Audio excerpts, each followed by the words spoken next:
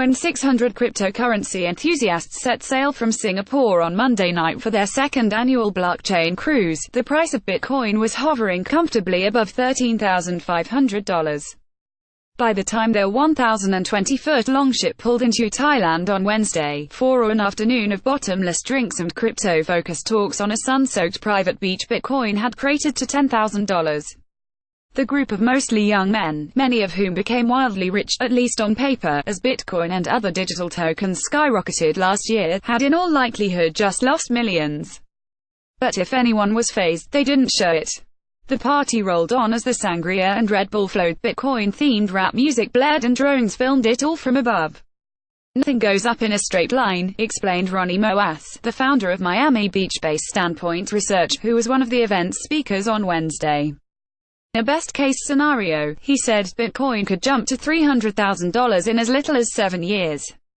For skeptics of the crypto craze, it's hard not to see all this as another sign of runaway exuberance, a repeat of the boosterish Las Vegas securitization conference, immortalized in The Big Short, that preceded the subprime mortgage meltdown of 2007. But the steadfast optimism on display at this week's blockchain cruise also carries a warning for anyone betting on a cryptocurrency crash. It's going to take more than a 50% drop in Bitcoin from its December 18 high to drive out the diehards. "This is something that you either believe in or not," said Moas, who has become a crypto celebrity after issuing stratospheric price forecasts for Bitcoin.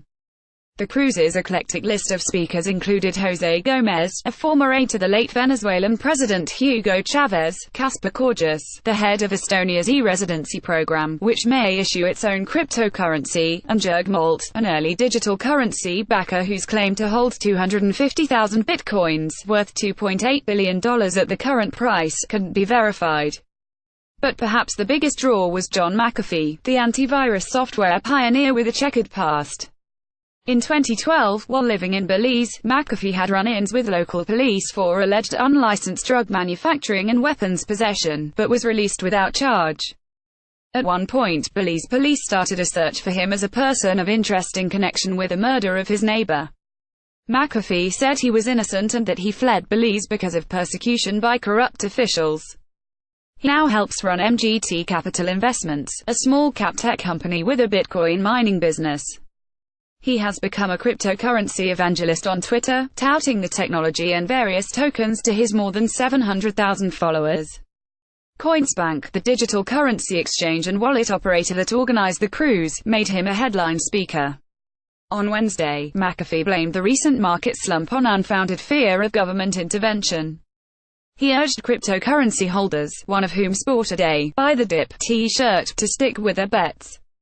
"You cannot force a ban on a distributed system," McAfee said in an interview after his speech. "It's like how do you ban smoking weed? You can't ban it. People will come back." Not every conversation on the blockchain cruise revolved around cryptocurrencies. Attendees, unsurprisingly, had plenty to say about blockchain, the distributed ledger technology that underpins Bitcoin, and its potential to improve industries from finance to healthcare. Charity was also a topic raised by speakers including Moas, who urged the audience to donate some of their newfound wealth and help reduce global inequality. Many attendees have far more than they need. Rowan Hill, a former coal miner in Australia, said he retired by 26 after getting in on the crypto boom early. After the cruise, he's heading to Japan for a 4-week snowboarding trip. "A lot of people can't stand the price swings in digital currencies," Hill said, donning a fedora and sunglasses as he lounged on the beach. "The average person just sells, and they lose out." Joe Stone, an Australian who invests in digital assets, said market declines are easier to bear in the company of fellow enthusiasts. For many on the cruise, the next stop is another cryptocurrency conference in Bangkok. "There's nowhere I'd rather be," said Stone, after a late night of mingling at the ship's cigar bar over whiskies. "Otherwise I'd just be at my computer."